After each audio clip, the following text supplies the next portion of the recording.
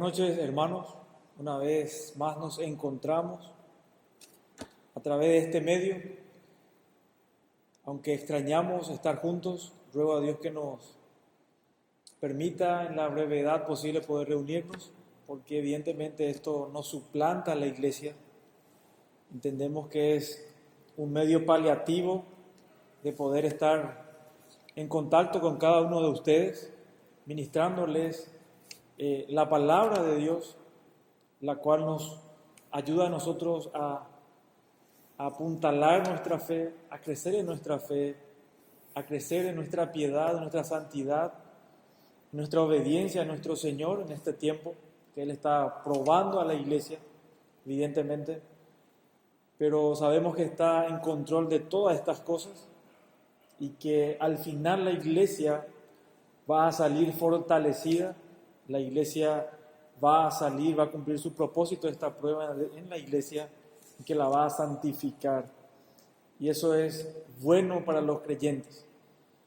Hermanos, vamos a continuar con nuestro estudio de la carta de Juan, la primera carta de Juan, y te invito a que abras en el capítulo 2, versos 21 al 23. Primera de Juan, capítulo 2, versos 21 al 23. Y dice así la palabra de Dios: No os he escrito como si ignoraseis la verdad, sino porque la conocéis, y porque ninguna mentira procede de la verdad. ¿Quién es el mentiroso? Sino el que niega que Jesús es el Cristo. Este es anticristo, dice Juan, el que niega al Padre y al Hijo. Y en el 23, todo aquel que niega al Hijo tampoco tiene al Padre. El que confiesa al Hijo tiene también al Padre. Y vamos a hacer algunas menciones, observaciones que hicimos la semana pasada de los versos 18 al 20, los cuales nos van a servir como el contexto para lo que vamos a estudiar en esta noche. Por ejemplo, hermanos, en el verso 18, Juan les afirmó a sus lectores que eran creyentes verdaderos, a quienes él llamaba afectuosamente hijitos, y les asegura que efectivamente estaban en los últimos tiempos o la última hora. Y esta frase, como vimos la semana pasada, describía una clase de tiempo y no a una duración, a una clase de tiempo y no a su duración. Pablo también llamó a esta última hora como los postreros días, en 1 Timoteo capítulo 4. Estos términos hacen evidente que los creyentes estamos en una época, o estamos viviendo en una época de crisis, y que más que nunca, hermano, debemos mantenernos en guardia ante los errores que se están propagando a diestra y a siniestra. Enemigos a quienes Juan identificó como anticristos y que vimos que no salieron de un lugar externo, fuera de la iglesia, sino de dentro de la iglesia. Y cuando menciono que estamos en este periodo o en los últimos tiempos, que estamos viviendo en una época de crisis, hermanos, nosotros tenemos que estar conscientes de esa realidad.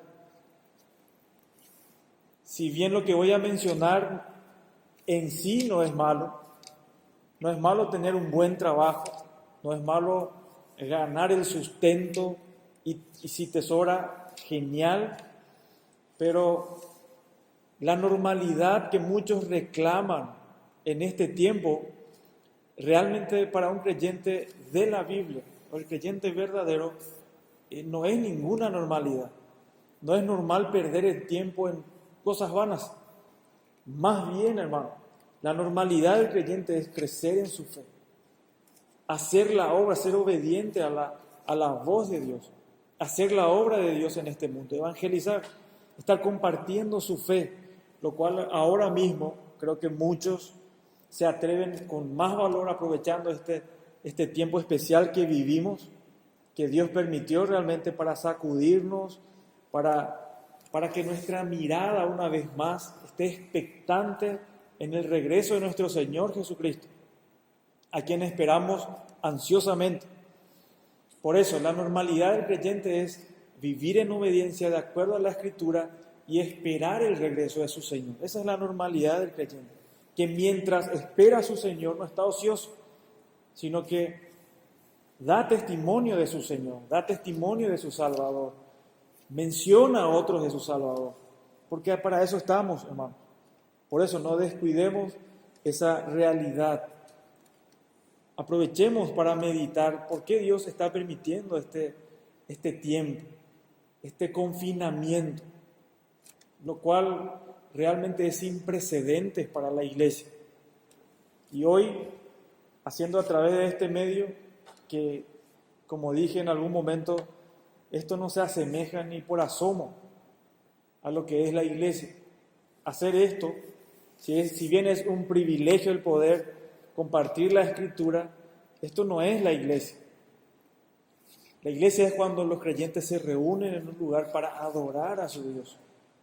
Y hoy estamos ante la cámara, lo cual realmente no es del agrado, no es de mi agrado enteramente, pero lo hago en obediencia al Señor de poder estar mostrando su palabra a su pueblo.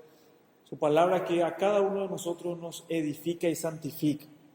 Así que, hermanos, Juan, prosiguiendo a nuestro contexto, hay enemigos a quienes Juan identificó en el verso 20. Juan usó un término realmente fuerte, un término que únicamente se encuentra en sus cartas, es decir, el término anticristo, y que describen tres cosas, un espíritu en el mundo, un espíritu que se opone o niega a Cristo. En segundo lugar, los falsos maestros que le dan cuerpo a este espíritu, es decir, propagan la mentira diabólica. Y tercero, Juan mencionaba a una persona en concreto, una persona que va a encabezar la rebelión final de este mundo, de todos los habitantes de este mundo en contra de Cristo, de todos los que odian a Cristo. Y parece ser algo imposible. ¿Cómo la gente va a odiar a Cristo? Sí, la gente odia a Cristo. La gente no quiere saber de Cristo, lo rechaza. El espíritu del anticristo, como Juan ya va a mencionar en el capítulo 4, verso 3, ha estado en este mundo. Ha estado en este mundo desde que Satanás le declaró la guerra a Dios.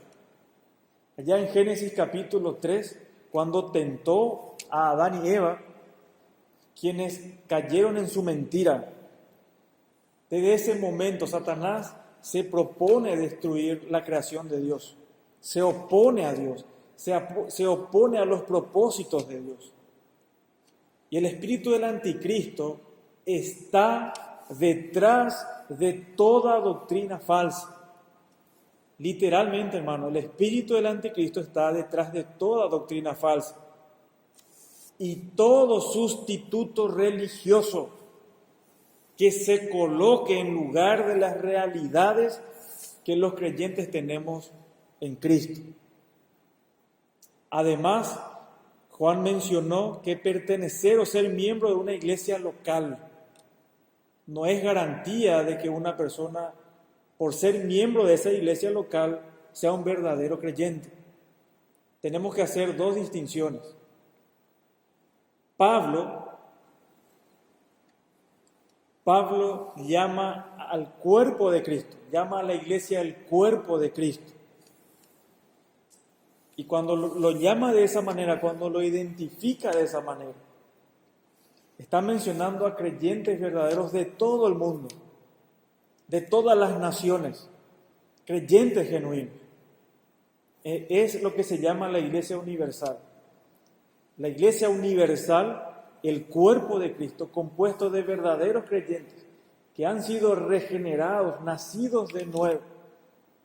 En el cuerpo de Cristo no hay ningún falso creyente.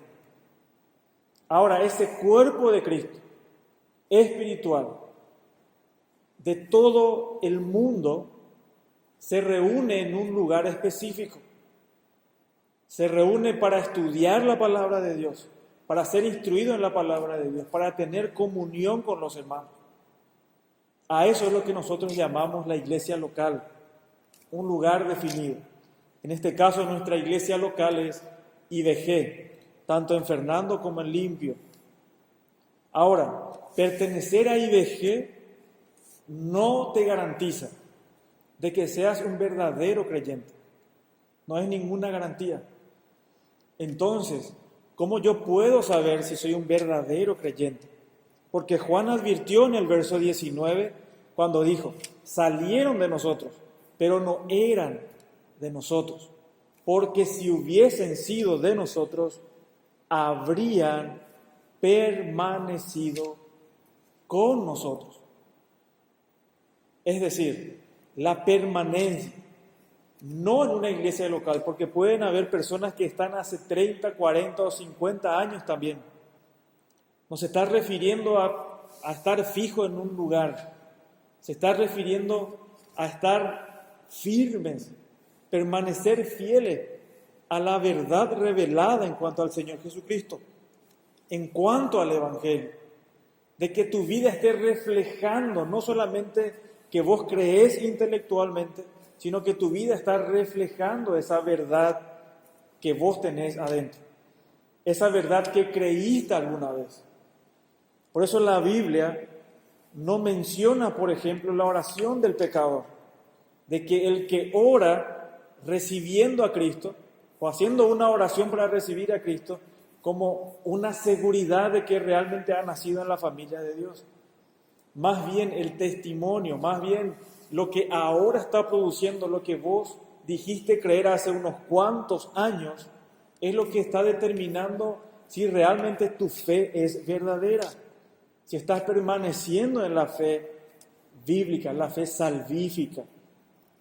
Por eso es importante hacer estas aclaraciones, porque es increíble que nosotros, en realidad no es increíble, es notable que las cartas del Nuevo Testamento, los evangelios y las cartas no fueron escritas para inconversos, son dirigidas a los creyentes.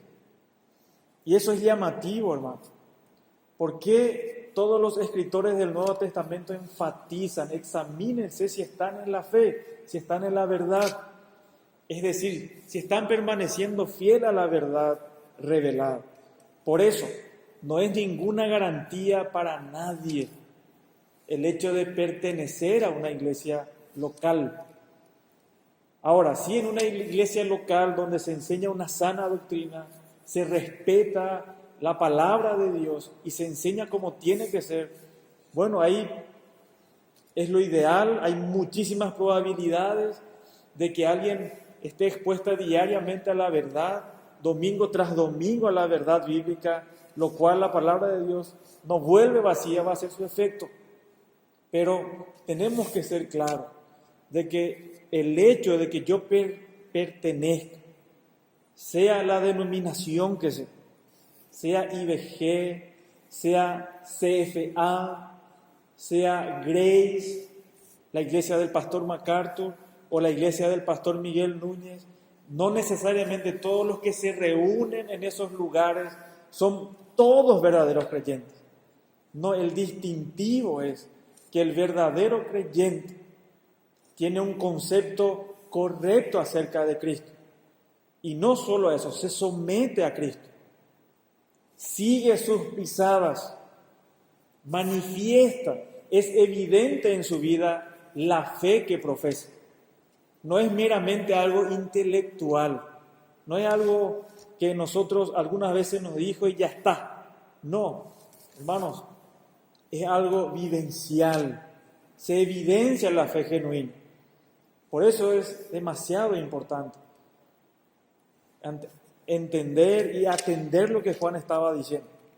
Que esta gente, estos falsos creyentes, salieron de dentro de la comunidad de los hermanos, de la iglesia. Eso es realmente espeluznante. Pero no nos toma desprevenidos, porque realmente es algo a esperar. Y mucho más en nuestro tiempo, en donde vemos tanta oposición a la palabra de Dios.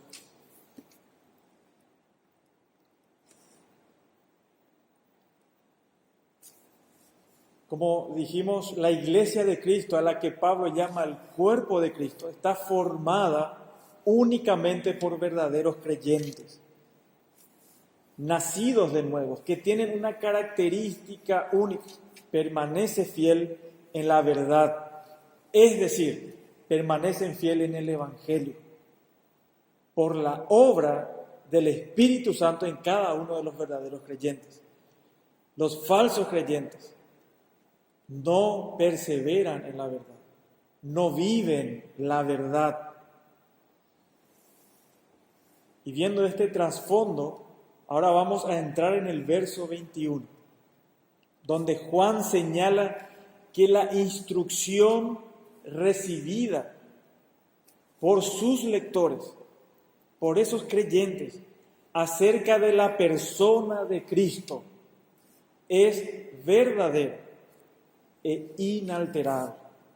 Esto es importante recordar, hermanos, que Juan señala que la instrucción recibida acerca de la persona de Cristo es verdadera e inalterable. El verso 21 inicia de esta manera: no os he escrito como si ignoraseis la verdad. ¿A qué verdad se refiere? A la verdad que se encuentra en el capítulo 1, versos 1 al 4.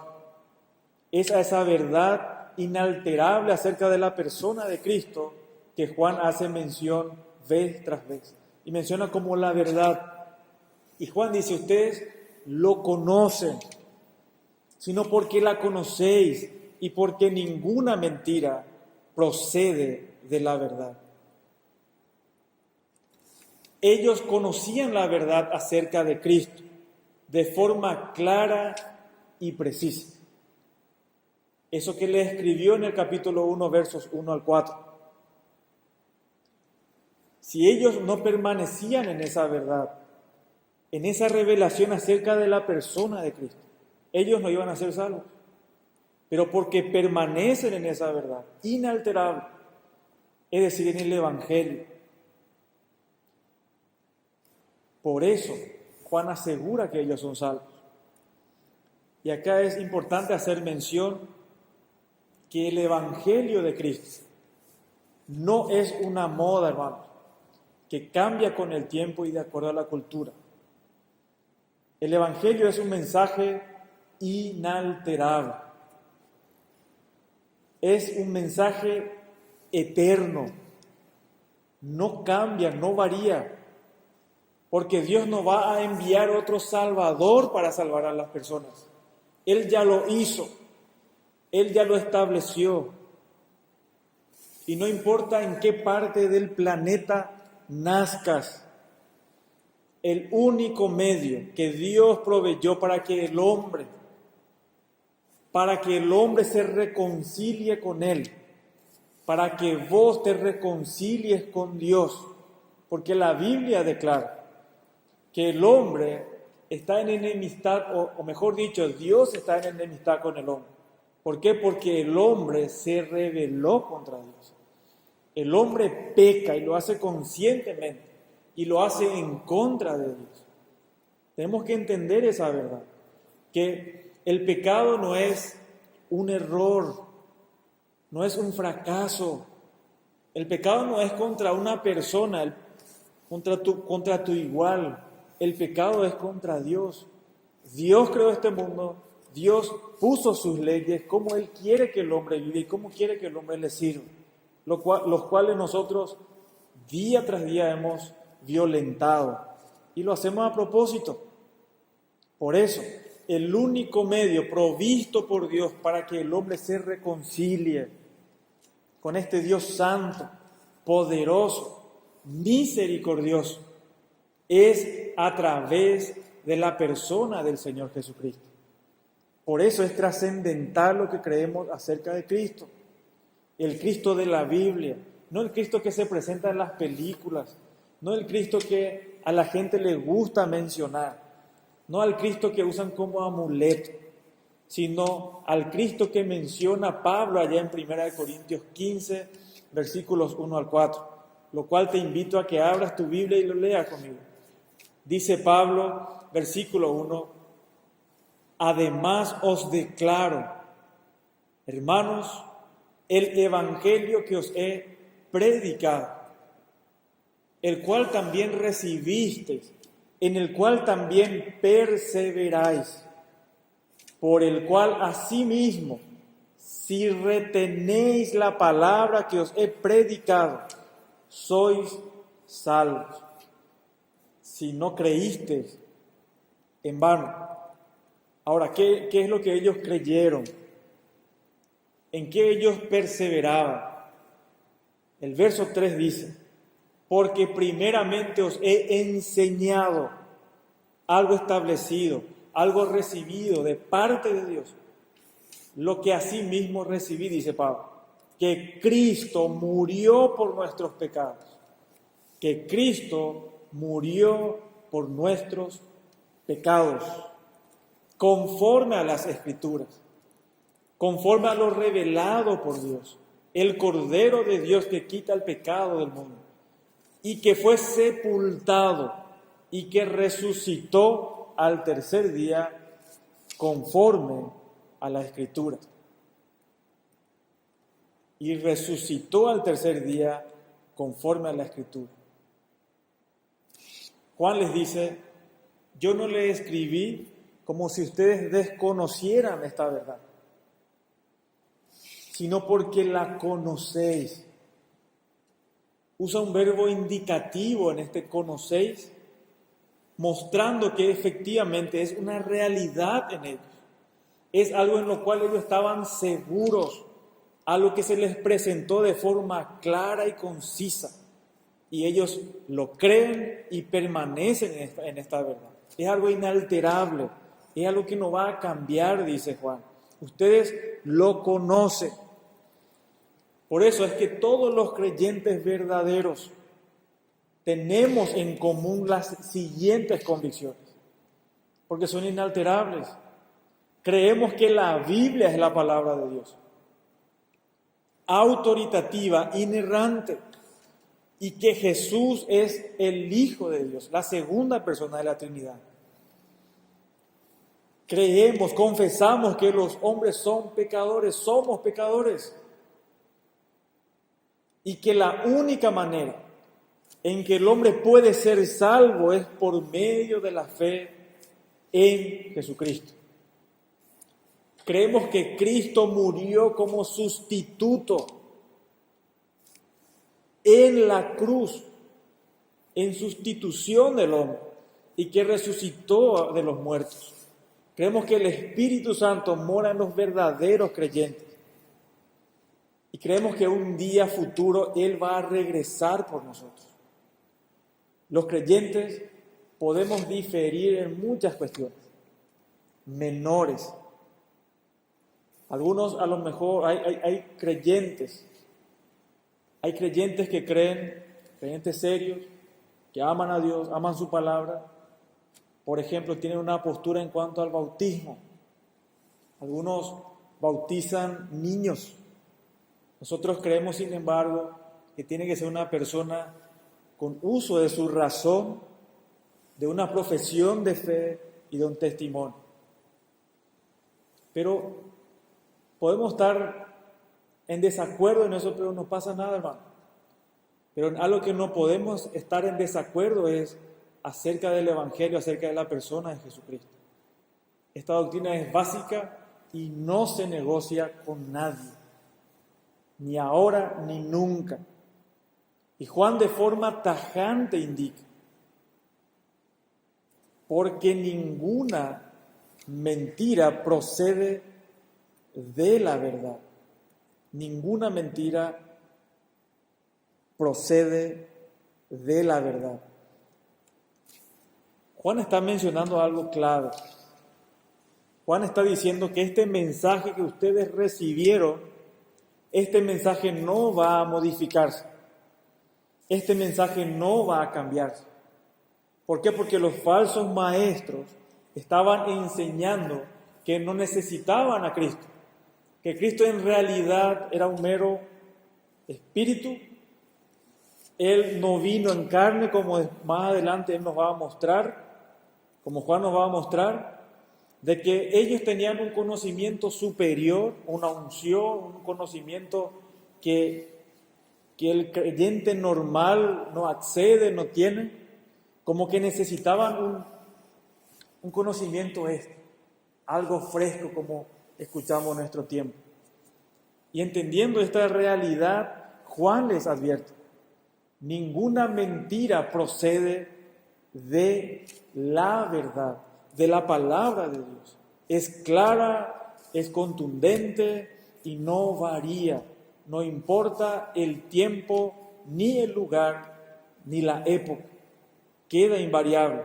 Por eso les dice: ninguna mentira procede de la verdad. Y la mentira específicamente, esta mentira que propagaban los falsos maestros, era algo que hoy nosotros vemos de una forma velada en muchas iglesias que se precian de ser evangélicas, pero que en realidad no lo son. Una verdad fundamental acerca de Cristo. Y la pregunta clave, la pregunta más importante es: ¿quién es Jesucristo? Esto es, hermano, fundamental. Y todos los que nos escuchan y nos están viendo, el concepto que tengas acerca de Cristo es fundamental. Porque puede ser un Jesús inventado. ¿Cómo lo sabemos? Porque muchos creen en un Jesús que les sirve de amuleto para que no les pase nada, para que prosperen sus negocios, para que cada invención tengan, para que les salgan bien las cosas, para que no sufran un accidente por cualquier trivialidades. El Cristo que la gente cree muchas veces no es el Cristo de la Biblia, no es el que nos fue revelado en la palabra de Dios, no es el Hijo de Dios que nació sin pecado, que vino a este mundo con un plan definido: rescatar a los suyos, a pagar el precio por nosotros, a morir en una cruz, siendo Él inocente y voluntariamente. Y la Biblia dice de muerte de cruz. Y muchos no ven a ese Jesús. Ven a ese Jesús que le va a salvar de una situación crítica o difícil, o de una situación económica difícil. Para algunos, inclusive, Jesús meramente es un ejemplo más, un buen hombre, un buen tipo, un maravilloso maestro, dicen algunos. Pero Jesús es mucho más que esto. Jesús es Dios manifestado en carne. Por eso es fundamental, trascendental el concepto que tengamos de Cristo. Si el Jesús que nosotros creemos es el Jesús revelado en la Escritura.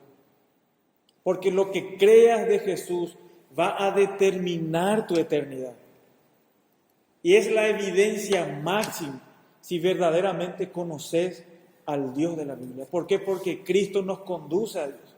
Nadie puede llegar a Dios si no es por Cristo. Es por eso, si vos tenés un concepto diferente acerca de Jesús del que la Biblia menciona, no conoces a Dios. Porque Jesús declaró: yo y el Padre uno somos. No se puede separar en ese sentido. El único acceso a Dios es por medio del Hijo, porque Dios estableció ese medio. No podemos de otra manera.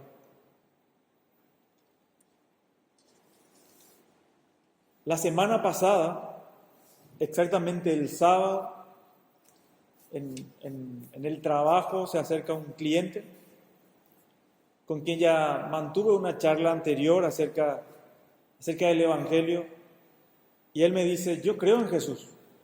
Me asegura enfáticamente de que Jesús, que él conocía a Jesús, conocía a Dios, y entonces le hice la sencilla pregunta: si hoy te morís, ¿dónde vas a pasar la eternidad? Y su respuesta fue: y no sé. Yo hice cosas malas y seguro tengo que hacer algo. Tengo que enmendar alguna falla para que Dios me acepte. A lo mejor Dios me acepte. A lo cual yo respondí: el Jesús que vos conocés no es el mismo Jesús que yo conozco. El Jesús que vos conocés no es de la Biblia. Si vos conocieras quién es Jesús, no estarías creyendo esas cosas. Porque si verdaderamente crees en Cristo, conoces a Jesús, vas a conocer lo que Él es, lo que Él ha hecho por nosotros, lo que Él vino a hacer en este mundo de forma clara, de forma precisa. No vas a decir cosas sin sentido como lo que estaba diciendo este señor. Vas a decir y vas a entender con total claridad de que Él vino a morir por nosotros. Él vino a aplacar la ira de Dios. Él vino por nosotros, a rescatarnos a nosotros. Si conociéramos acerca de Jesús, esta persona, si conocía a Jesús, sabría que Jesús es la justicia de Dios, que es el medio establecido por Dios para el perdón de los pecados. Conocería que el hombre no puede hacer nada por sí mismo para justificarse delante de Dios.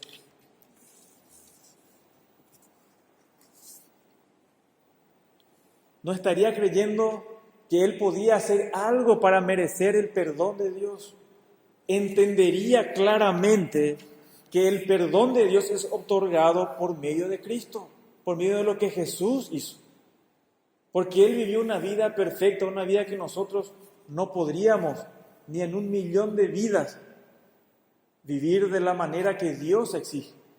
Porque Dios exigía perfección, santidad total, lo cual vimos nosotros en nuestro Señor Jesucristo. Y de esa forma gustó la muerte por nosotros. Y la Biblia declara que justificados por la fe tenemos paz para con Dios por medio del Señor Jesucristo. No estaría con el afán de hacer algo para que Dios me justifique. Sencillamente ya creería y tendría una fe, una confianza total, como una columna vertebral que sostiene todo el ser, de que Cristo es la justicia de Dios y que solo Él basta, que nada más se le puede añadir. Y los creyentes a quienes Juan escribe estaban firmes en esa verdad, conocían ese aspecto de Cristo, el aspecto verdadero acerca de Cristo. Por eso es importante, hermano, que una vez más aprovechemos este tiempo para afirmar nuestra fe. Ser muy sinceros, que si lo que creemos realmente acerca de Cristo es como Él se presenta en la Biblia. No a lo que a nosotros nos gustaría que Él se parezca, a lo que nos gustaría que Él sea. No, hermanos, como se presenta en la Escritura. Y Juan dice: ¿quién es el mentiroso? Juan determinó: ninguna mentira procede de la verdad. Esa verdad es inmutable. No va a cambiar, no va a decir otra cosa en el tiempo. ¿Y quién es el mentiroso? Y este término que se aplica directamente a Satanás, el padre de mentiras. Y Juan usa ese término muy conocido por él, porque ya utilizó en su evangelio, en el capítulo 8, en el evangelio de Juan capítulo 8, donde Cristo mismo dice que Satanás es asesino, vino a matar, a hurtar, a destruir, que Él es mentiroso y padre de mentira. Y Juan identifica acá una vez más que los mentirosos son los que niegan que Jesús es el Cristo, que es lo que dice ser en la palabra de Dios. Y la palabra Cristo, ungido, Mesías, es trascendental para la salvación, hermano. Si Él no es el enviado por Dios, si no es el medio provisto por Dios para el perdón de los pecados, ¿qué más lo será? ¿Qué más queda? Y Juan dice que estos son los anticristos, los que despojan a Cristo de su verdad, los que despojan a Cristo de lo que Él es realmente. Dios hecho carne, el Dios que vino a morar entre nosotros, a sufrir nuestro castigo. Y Juan dice, este es el anticristo, el que niega que Jesús es el Cristo. Más adelante dice que esta misma gente, estos falsos maestros, niegan que Cristo vino en carne, que Él meramente era algo, un espectro, un espíritu, no era algo real, de carne y hueso, como sí lo fue, como sí la Escritura a nosotros nos presenta. Si Él no fuera humano, nosotros no tendríamos rescate. Nosotros no podríamos ser salvos. Por eso el autor de Hebreos menciona que la sangre de los machos cabríos y de los toros no pueden quitar el pecado, sencillamente porque no somos ni machos cabríos ni toros, somos humanos. A lo cual el autor de Hebreos menciona un salmo, que preparaste cuerpo y vino en este mundo a morir por nosotros, vivió entre nosotros, padeció lo indecible por nosotros, por amor. Los falsos maestros de la época de Juan utilizaban dos palabras para de esa manera describir su superioridad a los creyentes. Utilizaban la palabra conocimiento y unción, como que eran los únicos con acceso directo a una revelación especial dada por Dios, aparte de Cristo. Que ellos conocían de Dios sin ir por Cristo, sin someterse al señorío de Cristo. Decían tener una unción especial de parte de Dios que les daba un conocimiento particular. Se creían lo que llamamos hoy día iluminados y en consecuencia fanfarroneaban diciendo que vivían en un nivel mucho más elevado que cualquier creyente común. Mentira que utilizaban para sus fechorías, para sus inmoralidades. Por eso negaban a Cristo. Por eso no se sometían a Cristo. Pero Juan señala que todos los creyentes verdaderos, sin embargo, conocen a Dios. ¿Por qué? Por el concepto correcto acerca de la persona de Cristo. Por eso hace un claro contraste entre los verdaderos creyentes y los falsos, porque esto sí determina, hermanos, quién es salvo y quién está perdido camino al infierno. Sencillamente por la verdad acerca de la persona de Cristo. Estas personas negaban a Cristo, negaban que Él era el enviado de Dios, el Mesías prometido.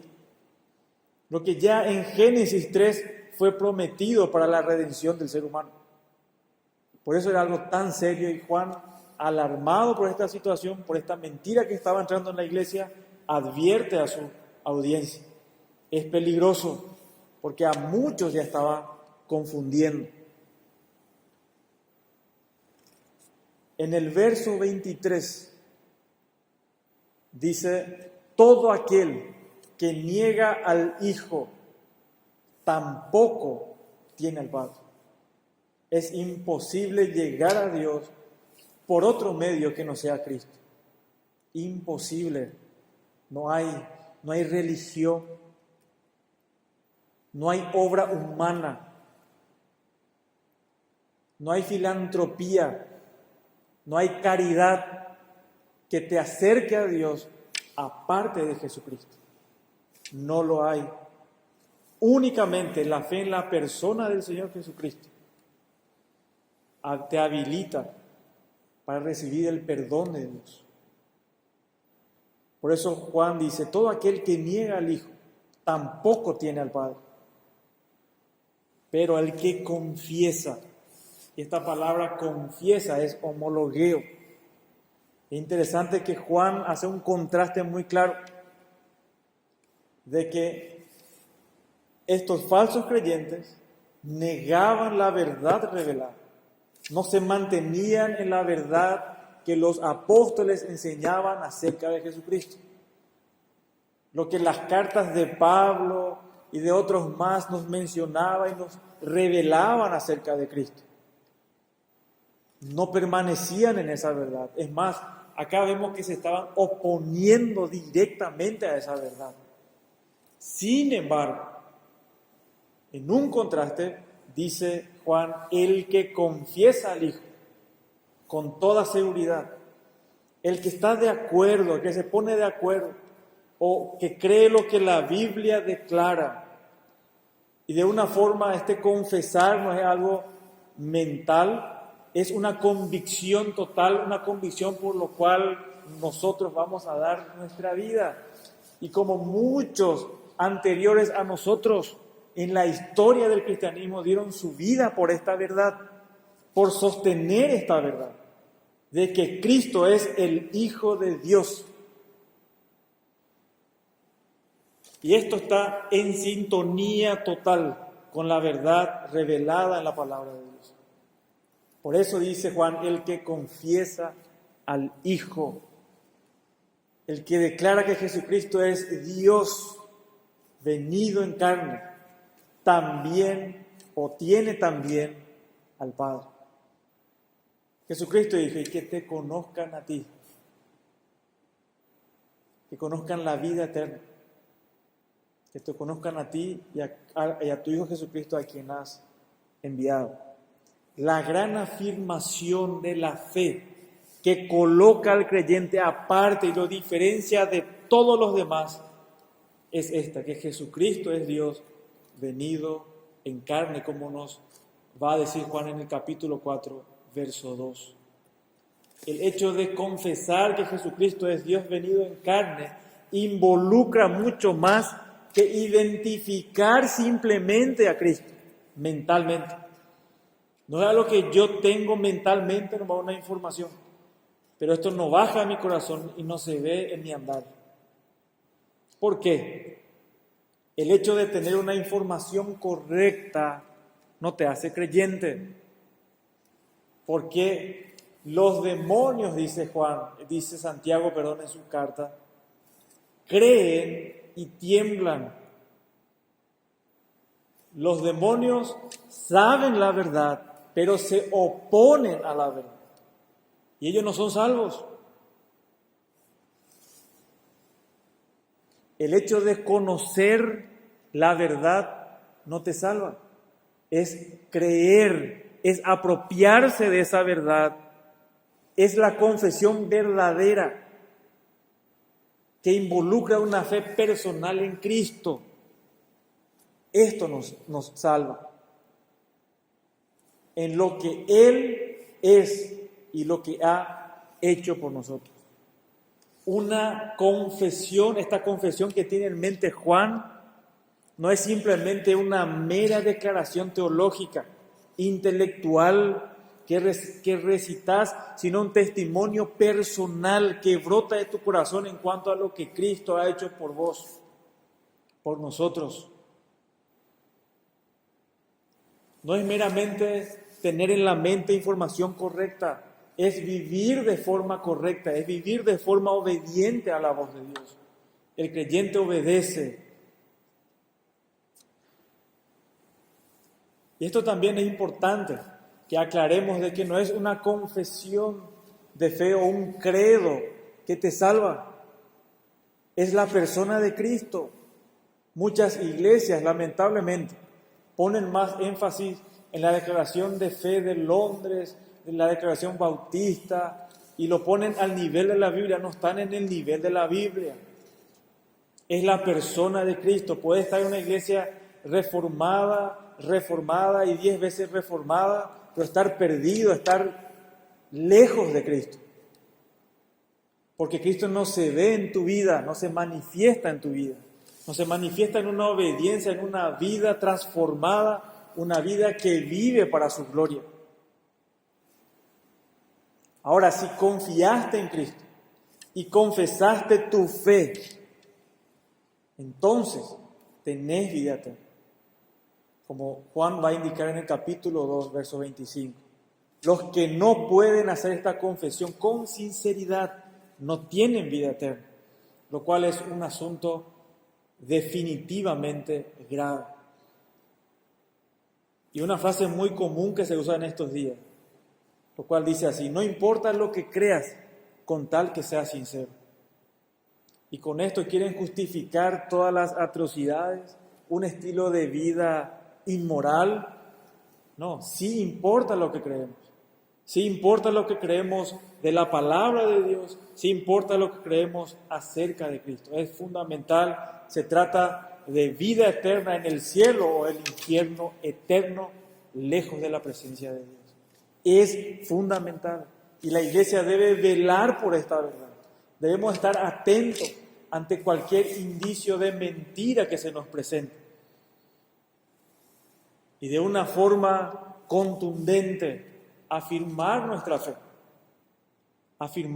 fe en Cristo, conocerle más profundamente, mucho más. Hay veces da la sensación para algunos que ya conocen mucho de Cristo. Te puedo decir que no. Es más, nunca jamás se agotará el conocimiento acerca de Cristo. Él es nuestro deleite.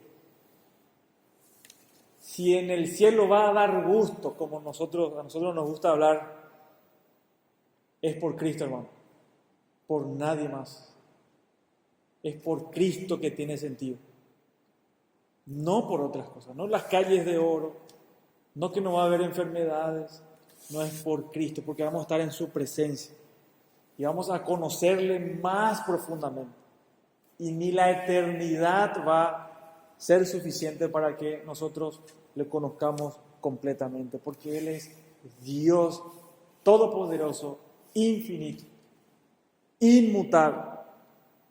Él es nuestro Dios, a quien nosotros estamos esperando ansiosamente. Así que, iglesia, preguntémonos, ¿dónde estamos parados? ¿Estamos parados en la fe verdadera? ¿Se muestra esta fe verdadera en nuestro andar, en nuestro trato con el hermano? Por eso nuestra normalidad, la normalidad del creyente es cuando se reúnen en unidad, se reúnen en un mismo sentir, se reúnen en amor. Sería trágico que volvamos a congregarnos y que todo siga igual. Nuestra indiferencia hacia los hermanos, nuestra indiferencia hacia la palabra de Dios.